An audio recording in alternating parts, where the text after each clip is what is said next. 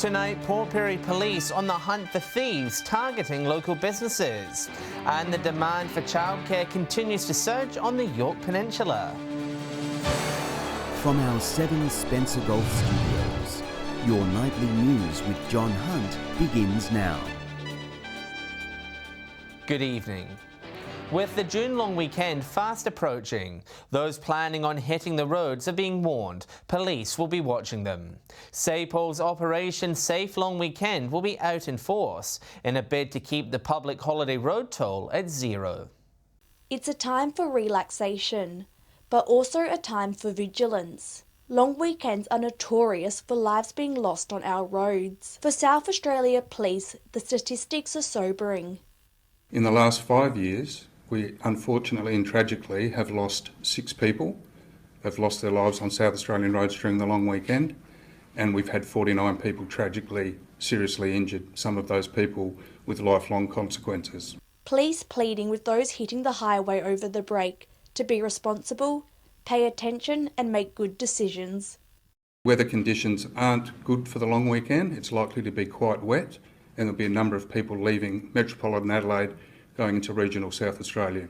Sergeant Jolie says the main focus of their operation is road safety. He encourages everyone to be patient and careful when behind the wheel.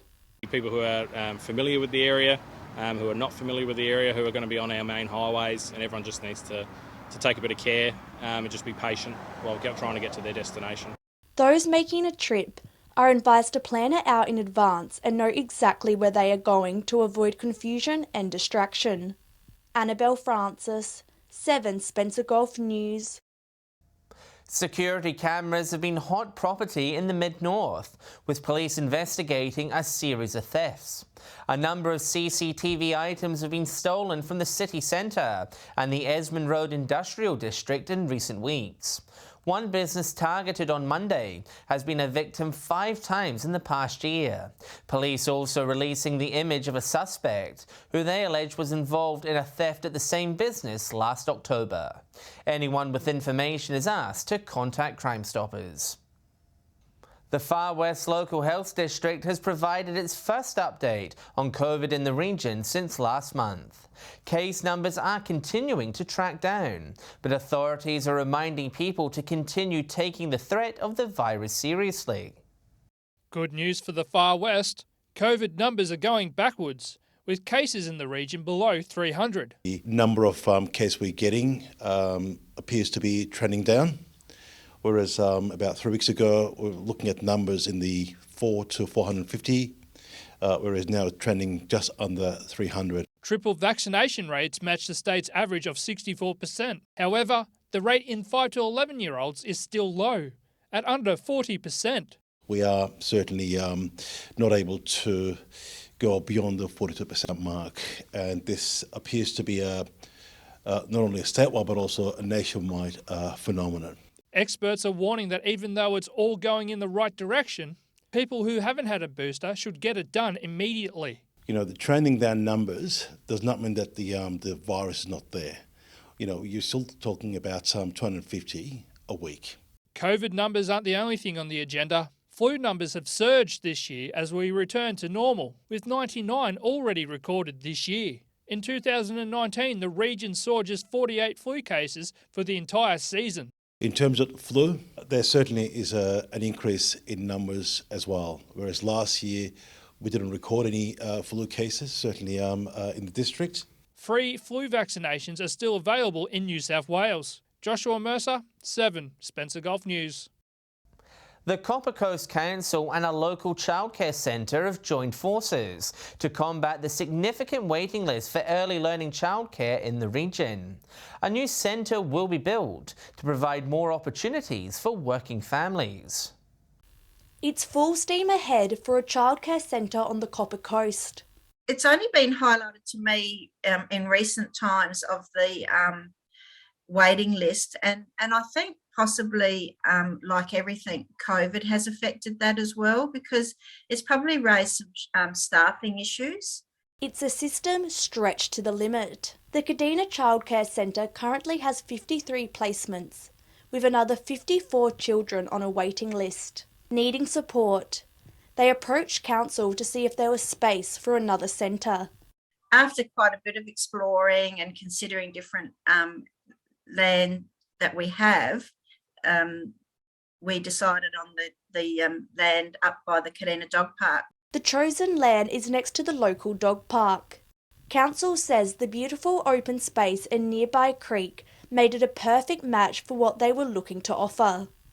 For the childcare workers, when we were out looking at the space, I could see their minds going 100 miles an hour of what they could take advantage of there. Council is also currently undertaking a public survey about whether there is a need for a facility in Moonta. The public can access this survey on the Copper Coast Council website. Annabelle Francis, 7 Spencer Gulf News. Still to come tonight, New South Wales politicians set to investigate regional road speed limits, and Spencer Gulf Airport's urged to apply for a new round of state government funding.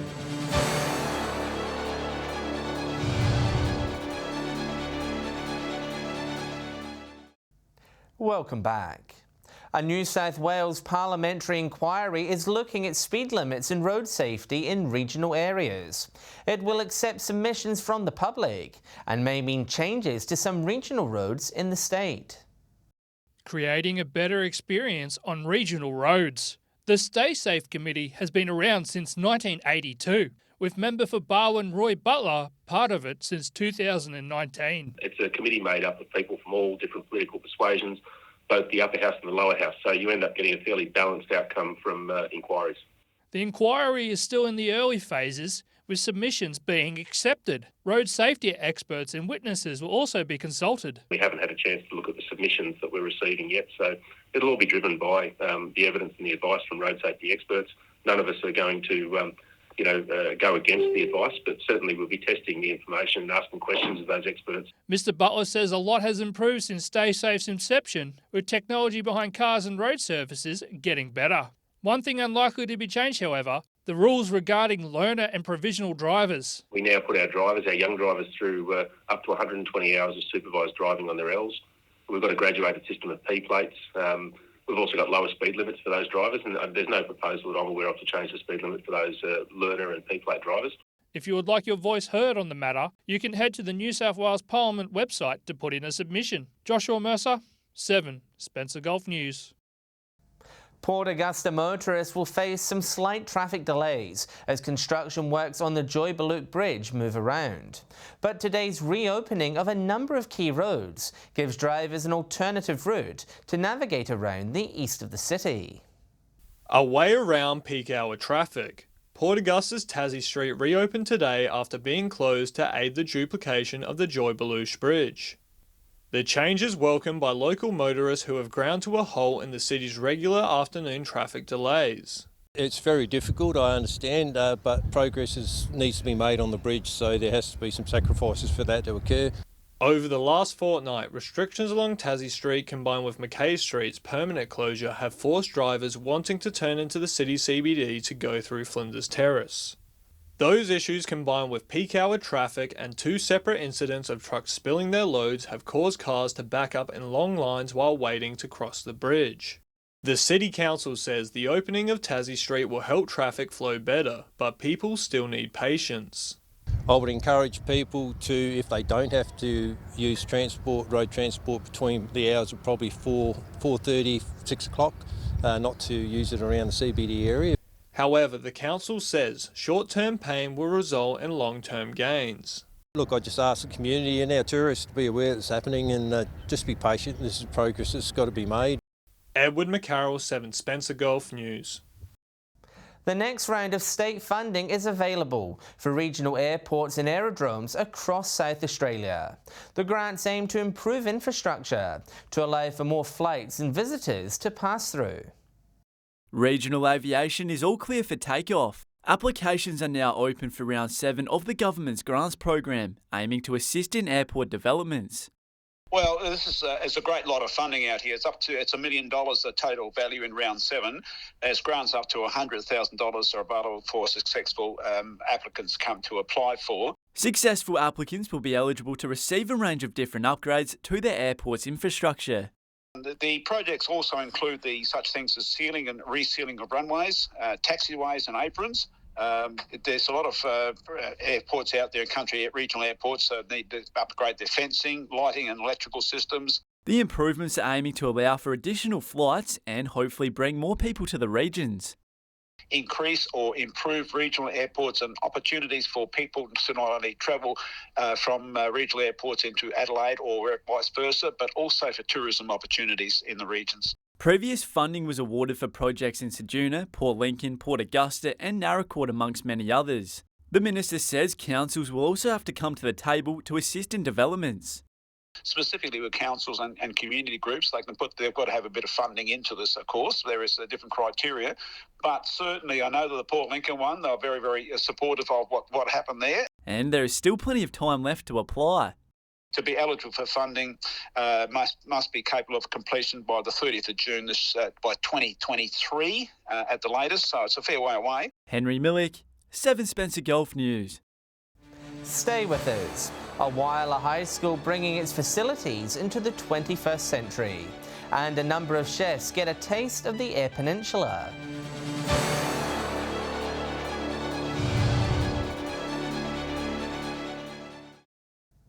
Our region's fire stations are busy preparing themselves for their annual audits. The MFS's assessment period began this week, with all 17 sites under the microscope. Port Pirie and Peterborough will be inspected in July. The York Peninsula stations will follow in August, with Whyalla, Port Augusta and Port Lincoln's taking place in September. Each having something to play for, with the Chief Officer's shield up for grabs. You might not have seen it from on the street, but one of Whyalla's high schools is currently undergoing a major construction project. Samaritan College replacing a building from the 1960s with a brand new state-of-the-art learning space. Modernising the school at the top of the hill. State-of-the-art learning facilities are coming to Whyalla Samaritan College with the construction of a new building at the front of the school. Look, we're very excited about this new development. It's a multi-million-dollar project that the school's been planning for a long time. It's replacing one of the original St John's buildings that was built back in '62 and then opened in 1963. The school says the old building was underutilised due to its smaller classrooms, with the downstairs mostly being used as a car park. Designers say this new building will make better use of the available space. So now this new project means 5 brand new learning spaces on the top floor. All of the front offices will now come down on the ground floor, so families that have been here will know they won't have to walk up the steep steps anymore.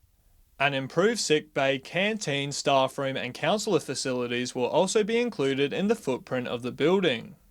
This latest addition is part of the school's move towards larger learning spaces, with the modern gymnasium and Xavier building already in place. Basically in the last 20 years every space in the school has either been rebuilt or refurbished, so we're quite proud of that and really good facilities for the young people of Whyalla. The school says it will be in operation by the start of next year. Edward McCarroll, 7 Spencer Golf News. Some of the nation's most well-renowned chefs have travelled from far and wide to make their way to the seafood capital of Australia. Here, on a 3-day tour, they're experiencing some of the region's finest produce that it has to offer. A feast aimed at putting the region on the map. 20 chefs from across Australia have put down their knives over the last 3 days to embark on a food tour tasting the Eyre Peninsula's finest produce. Really excited to be here over the next 3 days, in fact, with a whole lot of chefs from all over Australia. There's in fact 20 with some of their distributors as well, and what we're doing is showcasing the best of Eyre Peninsula seafood. Across agriculture, forestry and fishing, Port Lincoln generated $192 million in exports. The executive chef of Fremantle's Bibb and Tuckett finally seeing firsthand where some of his products come from. We're here for the chef's tour to understand where some of the produce that we get is from here. We're seeing, I guess, the heart of where it all comes from. None of the touring party had visited the Eyre Peninsula before, the trip providing them a better understanding of the seafood industry. They really then start to make a connection with our local produce, and they see the provenance of it, they see how fantastic the quality is, and it's a really great story for them to go back to their hometown to talk about. Coffin Bay oysters, Yamba abalone and tuna with Kin Seafoods all on the itinerary. The Coffin Bay oysters at the restaurants, and I think it's the name. Everyone knows the name Coffin Bay all around Australia. So to actually see it and see how pristine and beautiful it is, it was really inspiring. Henry Millick, 7 Spencer Golf News. Stay with us. After the break, we check what fish are biting in the Spencer Gulf, and we'll have the weather details with Alex Sykes.